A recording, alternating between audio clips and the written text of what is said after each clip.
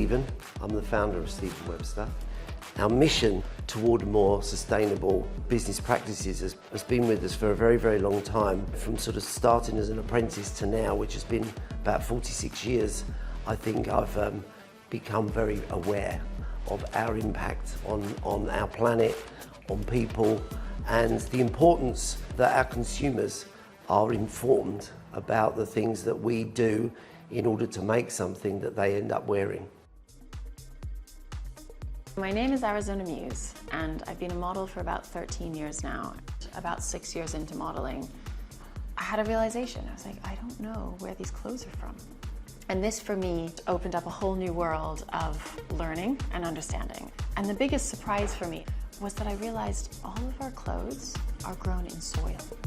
We all need to move toward a regenerative future, and we need to do that in a way that treats ourselves with respect and kindness and treats the earth with respect and kindness.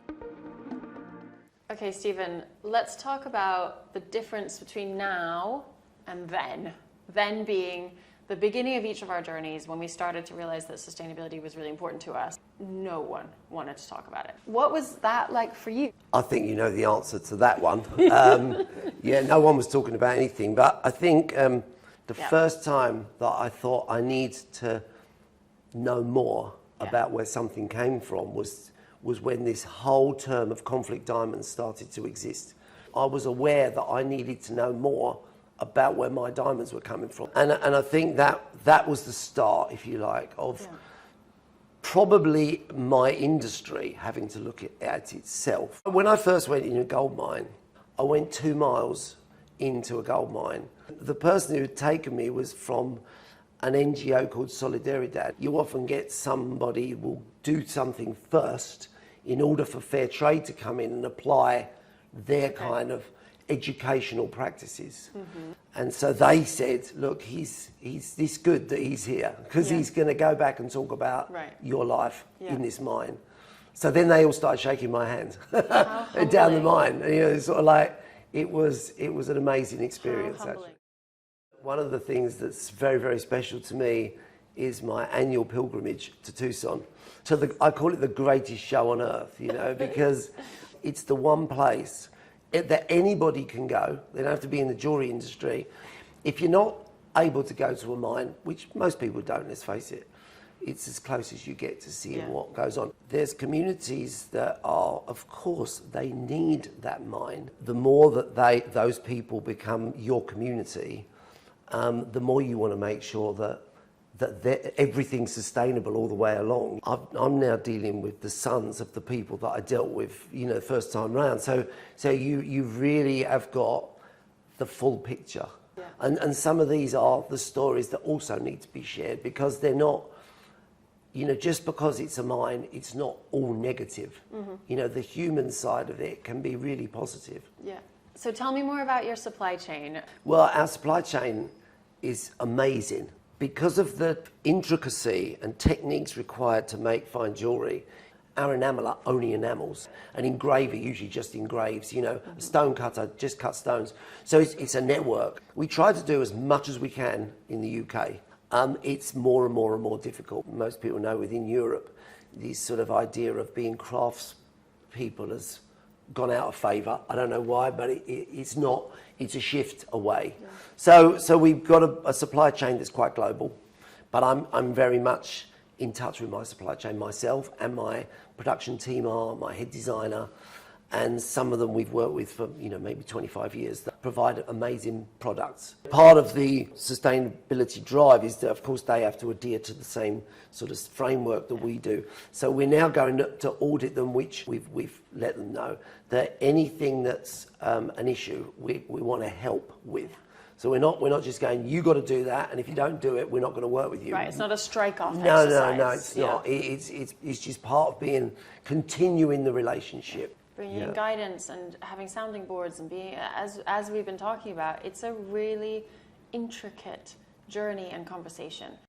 So tell me about this piece of extraordinary jewellery. They are Muse emeralds, and I suppose everything has its sort of pedigrees. You know, when it comes to emeralds, it's sort of the pedigree would first of all be that they were Colombian, the original place where emeralds would have been found. And then you take that to Muse, which is an area that consists of just a few mines that are the oldest mines known to man. I think they've been mining emeralds there for, I think, 4,000 years. So everything about that journey as sort of traceable and responsible as it can be. And that's sort of reason enough for us to say, well, they're the ones we want to work with, you know, and they're beautiful. So beautiful. That this was just made in the earth and it appears like this naturally. It's just incredible. And can you tell me about Reset? I encourage people to bring in their old jewellery box. Everybody's got one. And it's full of stuff, but it's full of stories as well, which is really cool. And then, you know, I'll sort of take a look at the box. It sort of dumps in front of me and very, very quickly assess what's really worth working with. Could be everything. And then sort of through conversation get an idea of what that person might fit into their life, you know, wearable, what they would like to achieve out of the parts they already own. So that the ultimate sort of reset is when I've had to add nothing other than my skill as a jeweller. Love that idea as a gift, like giving that to somebody as a present to go, this is your experience, take your jewelry box, go and see Stephen and his team and come back with something completely new and imagined, but that is still yours or maybe part of your beautiful family legacy. And just how magical is that? So you're always innovating from a design point of view, but where are you innovating in an exciting way when it comes to kind of the future and looking to new ways of doing things? Well, our biggest, I suppose, project has been with Sky Diamonds, which is the diamond that made out of the carbon in the sky as opposed to in the ground. And you know, it's something that I've been connected with since Dale Vince, who's behind it, came to visit me because he thought he needed another disruptive person.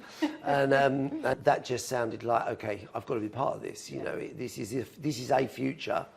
And the diamonds, are they identical? They're absolutely identical. I mean, they've had to basically create equipment to be able to tell the difference, which in itself could cause trouble. I mean, that's for sure. But I think the idea of a lab-grown diamond, which is essentially what you've got, it's just that the feed is completely different. You know, the technology for a lab-grown diamond exists.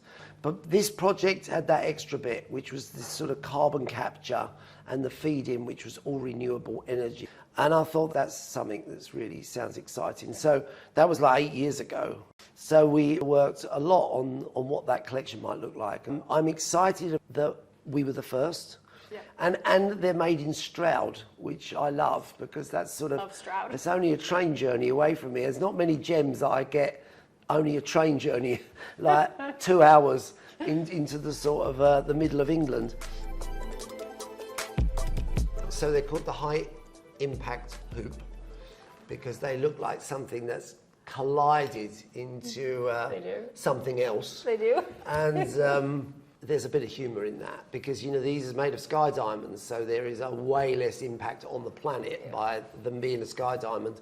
And then the gold is single mine origin gold. So we can trace this gold directly back to the mine where it comes from, which is the Hummingbird mine, which already sounds quite nice, doesn't it? Sounds lovely. And it's a community with a strong female driving force with that particular mine.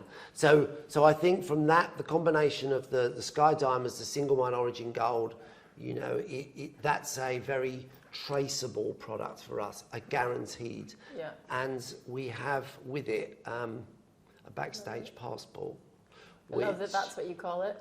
We call it You're kind of talking about the supply chain, but you're calling it backstage. There's no question it has a little bit of sort of Stephen Webster wit about it. Amazing, I love this.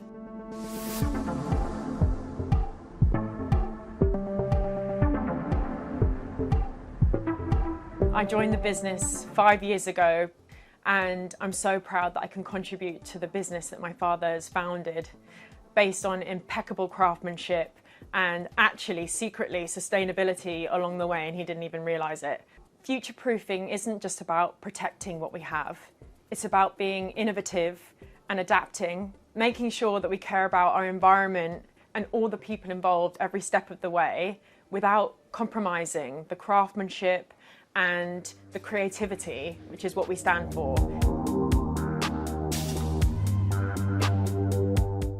So you're doing and have been doing for so long all this work to make your business as sustainable or as regenerative as possible.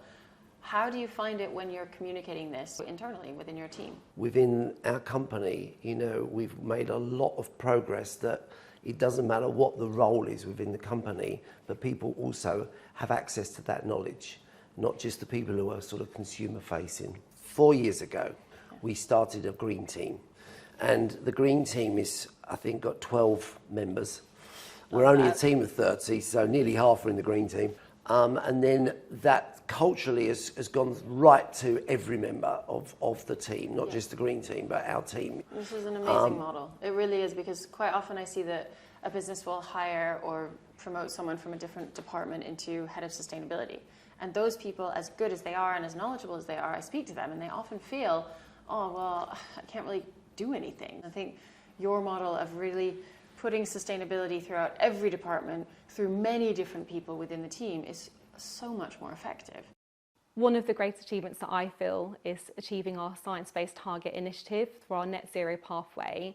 So we're looking for a 46% reduction by 2030, and I'm pleased to say that we've already made a 28% reduction since our baseline year in 2019. And in addition to that, we work with Gold Standard for our offsetting. To date, we've already prevented 424 tonnes of carbon from being released into the atmosphere, and I think that's something to be really proud of. It's a big journey, what you're doing. Where have you sought for inspiration or help or guidance, and how has that been?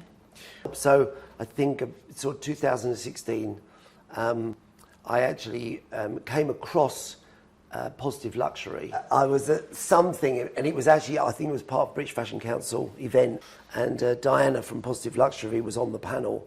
I sort of put up my hand and I said, I've got a Fair Trade Gold licence. I was one of the first people in the world to get one. What do I do with it? Because my clients never ask. They never ask anything about my gold, and I tell them and they're like, oh yeah, okay, well, whatever. And so it was at that moment that she said, let's have a chat. Positive Luxury help luxury brands to transition to a new climate economy. And what that means is incorporating the social and environmental principles in the everyday life of their business. I met Stephen Webster in 2016, and when I met Stephen, it was quite fascinating because he had so many questions. His passion for sustainability was unbeatable. The team worked really hard for a year to achieve Butterfly Mark certification, and they of course did. But they didn't stop there. The questions keep coming, we keep prompting them, and we keep working together. And now, 2023, I'm very proud to say that Stephen Webster, with 30 people, are ahead of legislation, specifically on biodiversity, showing the way to the luxury industry, how it's possible to reimagine the industry. Some years ago, I made a brooch. The brooch was 2 Japanese fighting fish. And, you know, I think people probably know that Japanese fighting fish, you can't put 2 in a tank, right? One will kill the other one. Yeah. And it was such a beautiful symmetry to these 2 fish because they were the same species. And the piece was made out of titanium. Titanium you can colour blue. So just like these crabs, this metal has been coloured blue, which is a super light space age metal. You make rockets out of it and aeroplanes, etc. And it's very, very hard to work with.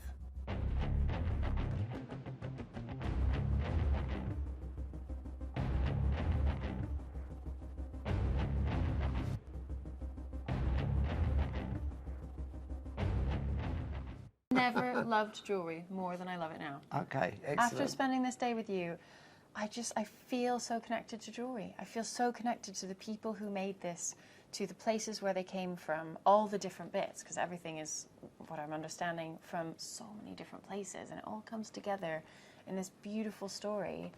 Thank you. I love what you do. Yeah, we love sharing it. Yeah.